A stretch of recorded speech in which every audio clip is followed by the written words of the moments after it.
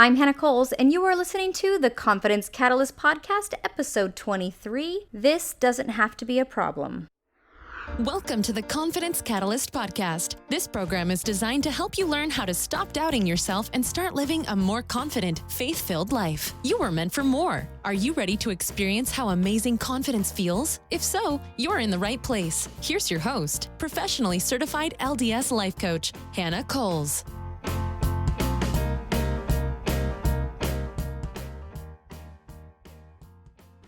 Hey, welcome back, everyone.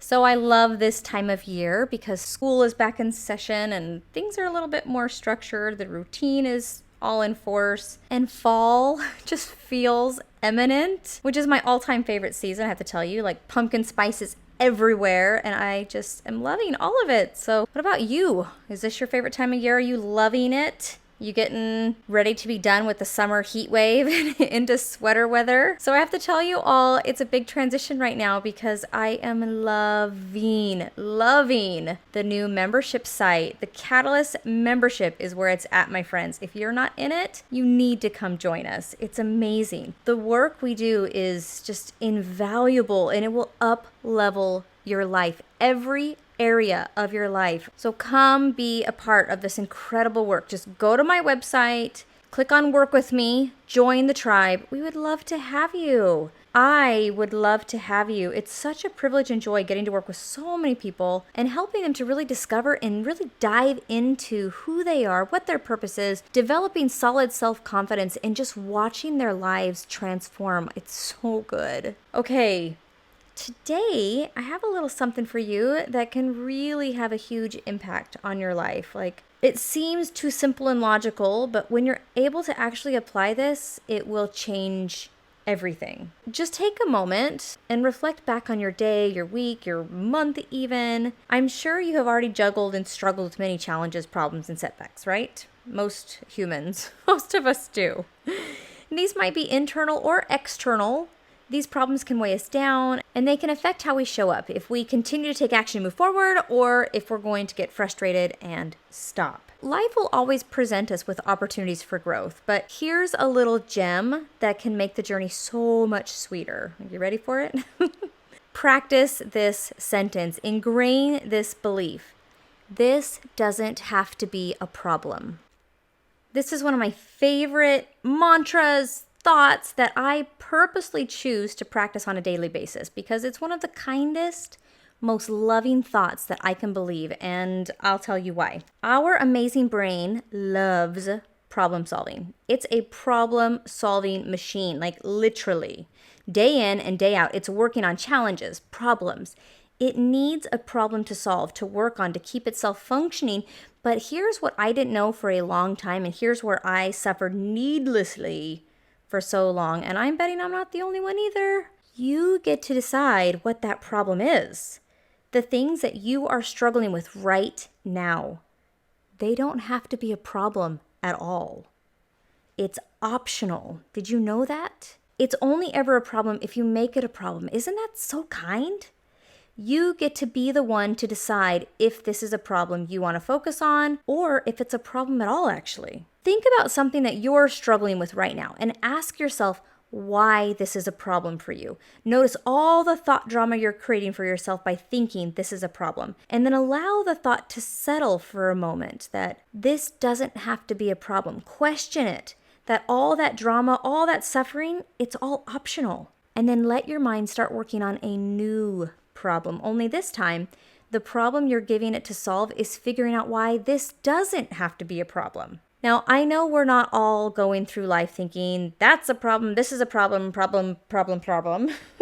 It's more like, I can't believe he just said that to me. Or, why aren't the cars moving faster? That was me today. Or we might think, I messed up again. While we may not be labeling these circumstances or thoughts as problems or bad, we are certainly thinking it. So the first step is just awareness. Awareness is always first. You have to acknowledge what your brain is offering you before you can have any power over it. Saying it's not a problem really just makes the circumstance what it really is, which is neutral, my friends. Plus, it puts into perspective that the circumstances don't mean anything yet. aka it's not a problem. And then you get to decide what to make of that circumstance. For example, when your husband disagrees with you, when he makes a comment that you want to perceive as harsh or negative or hurtful, just pause for a moment. Give yourself that gift of allowing this one thought in before you do anything. This doesn't have to be a problem.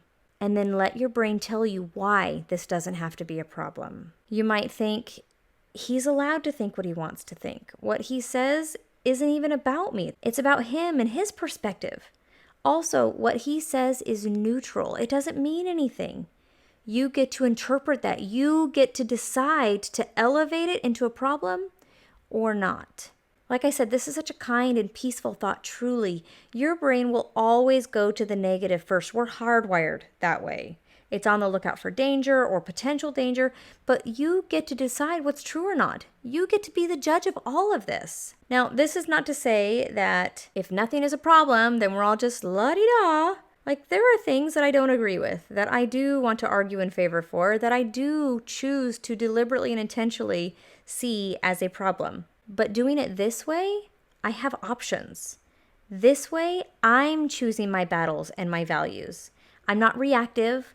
I'm not the victim. I'm not in victim mode, like these terrible things are happening to me and it's not fair. It's just reminding myself that this doesn't have to be a problem. Then in that space of neutrality, I get to use my agency. I get to choose how I want to see this and what I want to do about it, what I want to think about it, how I want to feel about it, and if I want to do anything about it. It gives me all the power. The things we stress about, they don't have to be problems unless you want it to be a problem. Instead of letting your brain decide what problem it wants to create, why not be a little more intentional and you decide what problem you want it to solve? Ask yourself really great questions and then let your brain go to work finding evidence to prove it true. One exercise that I absolutely love doing is choosing one thought and using it as a writing prompt each day. It's a really powerful exercise, and I highly encourage you to try this. You can even use the prompt, "This doesn't have to be a problem."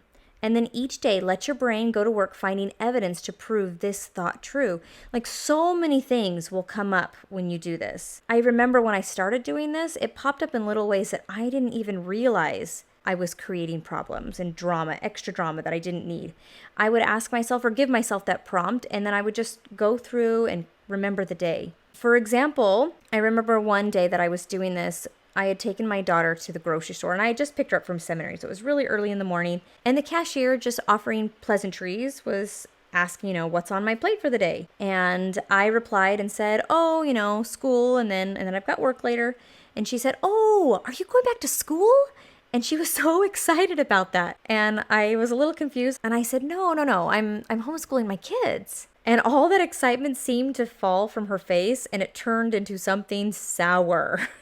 At least it visibly looked like there was a visible change in her face. She proceeded to tell me how I was ruining my kids because they weren't getting socialized, and how would they ever be able to function in the real world, and kindergarten is where it's all at, and that's where you learn to share. And my daughter's in high school, by the way. And I wanted to make that a problem. I started to feel defensive and like, do you not see my daughter in front of you? Like right here, living in the real world? So many thoughts just like rapidly firing in my brain. And like I said, I was defensive. And at first I was like, oh no, it's okay, we're fine. And I proceeded to tell her how my kids are socialized. And she wasn't having any of it. She just came back with all of these reasons why my choices weren't the right ones in her eyes. So I stopped trying to defend myself, and I just allowed myself to think this thought, wait, this doesn't have to be a problem. You don't have to get defensive. You don't have to defend yourself. You don't have to explain yourself to her. You could just allow her to be wrong about you. It's okay, because what she's saying has nothing to do with you. She's operating from those beliefs based on her experiences and what she knows about homeschooling, or maybe what she's experienced through homeschooling. I didn't know any of that, and I didn't have to know any of that. It did not have to be a problem. And it was such a peaceful moment. It actually became a little more entertaining because she was very adamant about her thoughts and opinions on this view. But when I stopped making it a problem, it wasn't a problem anymore. I wasn't defensive anymore. And it just took all that weight away from me that I didn't need to be carrying. Go through, give yourself this prompt. It's really fun to see what comes up and just to really immediately see this weight lifted off of you just by changing this one thought and this one focus. It's truly a gift when you can give yourself the option. We love options. We're not confined to having to do it one way or having to think one way or having to be defensive or having to struggle with this problem. We can give ourselves options. So when you give yourself this gift of the option of deciding what is a problem and what doesn't have to be, it's such a blessing. So many, like most of the things in your life, don't have to be problems. There's a quote by Marcus Aurelius where he said, "You always own the option of having no opinion. There is never any need to get worked up or to trouble your soul about things you cannot control. These things are not asking to be judged by you. Leave them alone." I really love that because you always own the option of having no opinion. Not everything needs to be a problem. Not everything needs your opinion or a statement or your judgments or your defense even. You can offer to yourself, this doesn't have to be a problem at any moment. You don't have to jump in there and carry that weight because you have the option and gift of having no opinion. This doesn't have to be a problem. Like that cashier, I wanted to have an opinion. I wanted immediately to think, wait a second, she doesn't even know me. How can she say that about us? We're amazing homeschoolers. How dare she even?